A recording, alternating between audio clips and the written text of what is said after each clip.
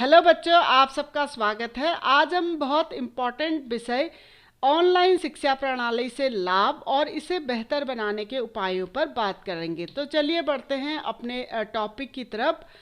सभी लोग जानते हैं कि कोरोना आपदा से पूरी दुनिया त्रस्त है, लेकिन आपदा जहां एक ओर विनाश लाती है, वहीं दूसरी ओर नए नए खोज, आविष्कारों और नई जीवन शैली को अपनाने के सुनहरे अवसर भी देती है। कोरोना आपदा भी पूरी दुनिया के लिए एक ऐसी ही आपदा है जिसका दुखद पहलू यह है कि इसने अब तक लाखों लोगों की जान ले ली है और कई लोगों में अभी भी इसके संक्रमण का खतरा मंडरा रहा है। मगर इसका एक बहुत ही सुखद पहलू भी है। इस आपदा के बाद शिक्षा के क्षेत्र में एक क्रांतिकारी परिवर्तन आया है, जिसे हम ऑनलाइन शिक्षा के नाम से जानते हैं। इस आपदा ने न सिर्फ ऑनलाइन शिक्षा के महत्व को बढ़ाया, बल्कि इसके माध्यम से लाखों बच्चे लाभान्वित भी हुए। इसीलिए लोगों ने ऑनलाइन एजुकेशन को बेझिझक अपनाया। तो सबसे पहले ये जानते हैं कि ऑनलाइन एजुकेशन होता क्या है। ऑनलाइन एजुकेशन एक ऐसी एजुकेशन व्यवस्था है जो टेक्नोलॉजी पर आधारित है। घर बैठे बैठे इंटरनेट व अन्य संचार उपकरणों के माध्यम से ली जाने वाली शिक्षा को ऑनलाइन शिक्षा कहा जाता है। ऑनलाइन एजुकेशन जो हमारी पारंपरिक शिक्षा व्यवस्था है उससे थोड़ी सी अलग है। पारंपरिक शिक्षा व्यवस्था में बच्चे स्कूल की क्लासरूम में बैठकर अपने टीचर से प्रत्यक्ष रूप से जुड़कर बुक्स के माध्यम से शिक्षा ग्रहण करते हैं, जबकि ऑनलाइन शिक्षा में कंप्यूटर व इंटरनेट कनेक्शन के माध्यम से टीचर छात्रों से जुड़कर शिक्षा देते हैं। इसकी कुछ निश्चित सीमाएं भी हैं।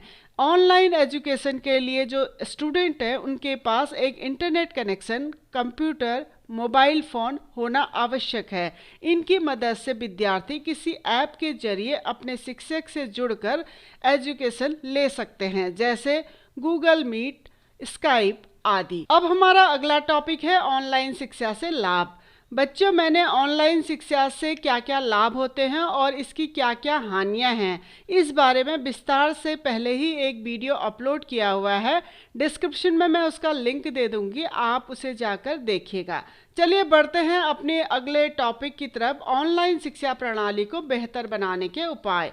वर्तमान में लगभग सभी प्राइवेट स्कूलों और सरकारी स्कूलों ने ऑनलाइन शिक्षा के माध्यम से बच्चों को एजुकेशन देना शुरू कर दिया है, लेकिन हमारे देश में अभी भी ऑनलाइन शिक्षा बहुत ही प्राइमरी स्टेज में है। इसको बेहतर बनाने के लिए कई उपाय करने होंगे। सबसे पहले, भारत की लगभग 66% आबादी गांव में रहती है और कुछ गांवों में तो इंटरनेट नेटवर्क पहुंच गया है, लेकिन अधिकतर गांवों या दूर दराज के क्षेत्रों में इंटरनेट की सुविधा उपलब्ध नहीं है। अगर कहीं इंटरनेट सुविधा उपलब्ध भी है तो सिग्नल बहुत वीक होते हैं, जिसकी वजह से इंटरनेट एक्सेस नहीं हो पाता है और जो बच्चों की ऑनलाइन शिक्षा में सबसे बड़ी बाधा है। सरकार को सबसे पहले गांव-गांव तक व सुदूर सीमावर्ती क्षेत्रों तक इंटरनेट नेटवर्क को पहुंचाने के लिए ठोस कदम उठाना होगा, ताकि बच्चे बिना किसी बाधा के पढ़ाई कर सकें। दूर दराज के इलाकों में आज़ादी के इतने साल बाद भी बिजली नहीं पहुंची है और बिना बिजली के कंप्यूटर, लैपटॉप या मोबाइल चल ही नहीं सकते हैं। इसीलिए बिजली गांव-गांव तक पहुंचाकर ऑनलाइन एजुकेशन को मजबूती प्रदान की जा सकती है।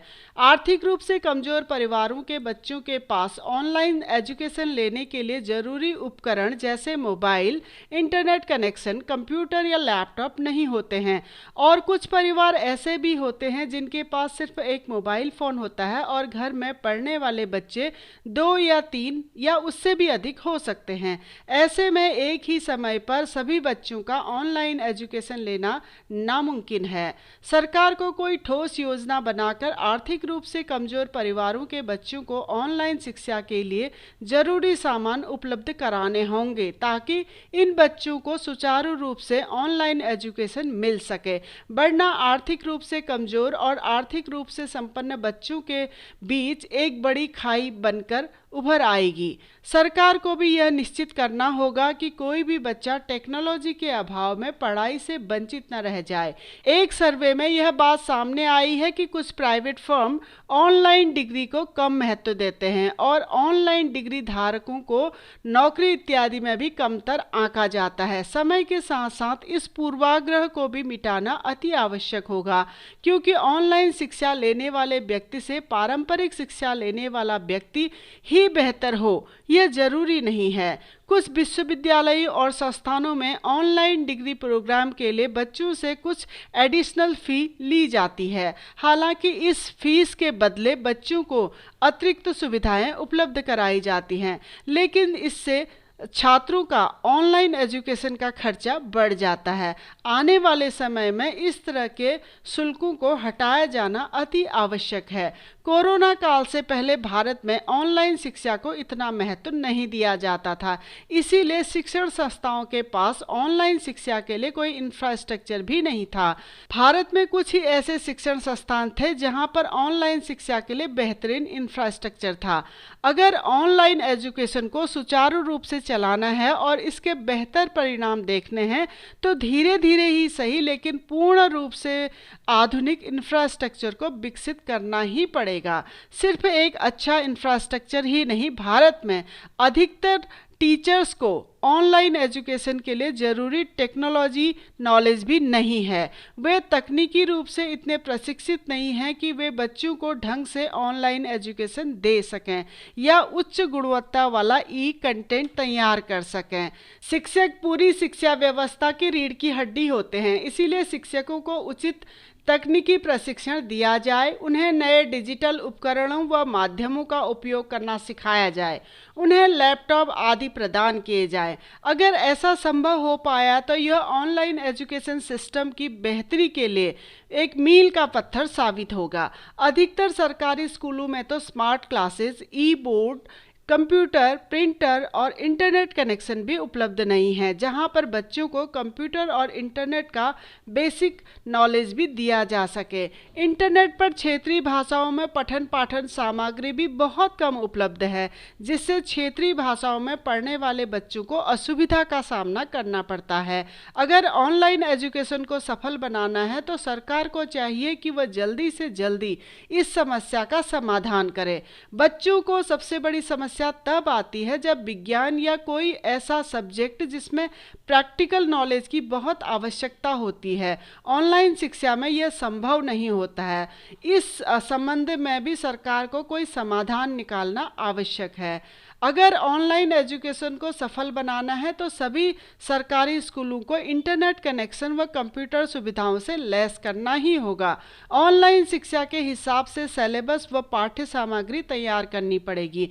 कोरोना आपदा के वक्त दूरदर्शन के माध्यम से सरकारी स्कूलों के बच्चों को शिक्षा दी जा रही थी। हालांकि यह प्रोग्राम थोड़े समय के लिए था, लेकिन इस तरह के कार्यक्रमों का और अधिक मात्रा में संचालन किया जाना आवश्यक है, जिससे ऑनलाइन एजुकेशन को बेहतर बनाने में मदद मिलेगी। ऑनलाइन शिक्षा में छात्र और शिक्षक प्रत्यक्ष रूप से एक दूसरे के आमने सामने नहीं होते हैं, इसीलिए शिक्षकों को छात्रों को समझने और उनका मूल्यांकन करने में कठिनाई का सामना करना पड़ता है।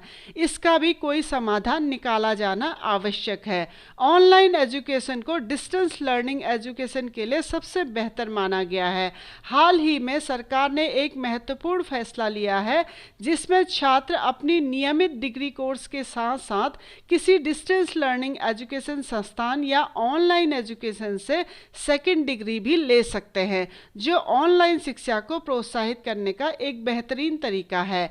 ऑनलाइन शिक्षा को प्रोत्साहित करने के लिए सरकार भी प्रयासरत है, इसीलिए सरकार ने स्वयं पोर्टल को शुरू किया है, जो एक ऑनलाइन लर्निंग पोर्टल है। इसके माध्यम से लोगों को डिजिटली शिक्षित किया जा रहा है। इस पोर्टल पर क्लास 9th से लेकर पोस्ट ग्रेजुएशन तक के सभी कोर्स फ्री में उपलब्ध हैं। है और इसमें सफलतापूर्वक अपना कोर्स पूरा करने वाले छात्रों को प्रमाण पत्र भी दिया जाता है। लेकिन जागरूकता के अभाव में और लोगों को टेक्नोलॉजी की अधिक जानकारी न होने के कारण इसका उपयोग एक सीमित वर्ग तक ही रह गया है। शहरी छात्रों द्वारा इसका उपयोग ज़्यादा किया जा रहा है, जबकि ग्रामीण क्षेत्रों में छात्रों को इस पोर्टल की जानकारी तक नहीं है।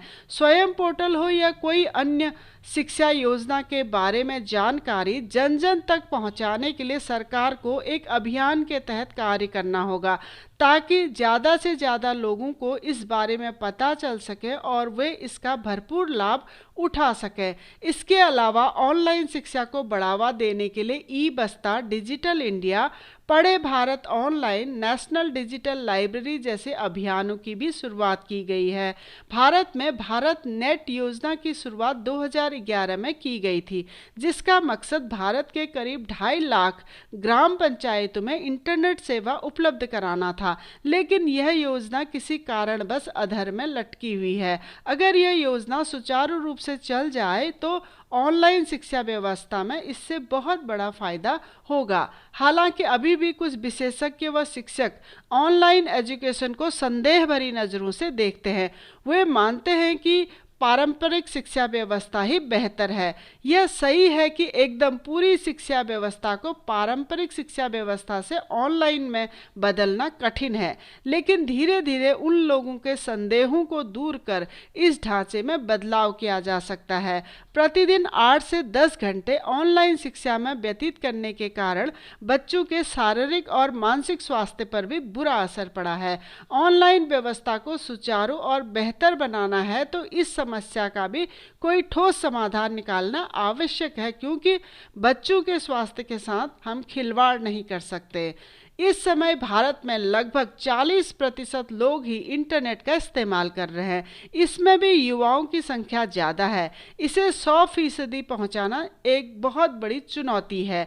ऑनलाइन शिक्षा को प्रोत्साहित करने के लिए सरकार दीर्घकालिक उपाय करने पर विचार कर रही है, जिसके तहत अगले 5 वर्षों में देश के लगभग 40% कॉलेजों व विश्वविद्यालयों के छात्रों को लैपटॉप या टैबलेट वितरित किए जाएंगे। लेकिन ऑनलाइन शिक्षा को सफल बनाना है तो इसे 100% छात्रों तक पहुंचाना आवश्यक है। तो बच्चों, ये था हमारा ऑनलाइन शिक्षा को बेहतर बनाने के लिए क्या क्या उपाय किए जाने चाहिए। अगर आप इन्हीं को और विस्तार से देखना चाहते हैं तो आप हमारी वेबसाइट keepinspiringme.in में विजिट करिए। डिस्क्रिप्शन में मैं इसका लिंक दे दूंगी। अगर आपको वीडियो बहुत इन्फॉर्मेटिव लगा और समझ में आया तो आप प्लीज़ चैनल को लाइक करें, सब्सक्राइब करें और आने वाली वीडियो की इन्फॉर्मेशन के लिए बेल आइकन को दबा दीजिए। धन्यवाद।